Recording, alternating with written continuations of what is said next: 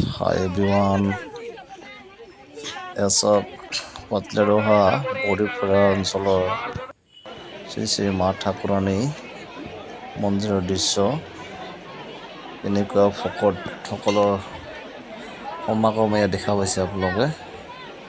এসব সকলোৱে চাকি বন্তি জ্বলাই ধূপ ধূনা পূজা অৰ্চনা কৰি সকলোৱে নিজৰ মনৰ কামনা পূৰ্ণ হোৱাৰ কাৰণে শ্ৰী শ্ৰী ঠাকুৰাণী মাৰ পৰা আশীৰ্বাদ বিচাৰিছে। ইয়াত বহুতে কয় যে ইয়াত মনপুতভাৱে পূজা অৰ্চনা কৰিলে মনৰ আশাবিলাক পূৰ্ণ হয়। সেই গতিকে আজি আমিও দৰ্শন কৰিলোঁ।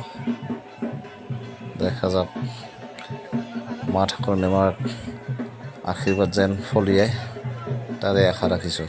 আপোনালোকেও আহিব পাৰে।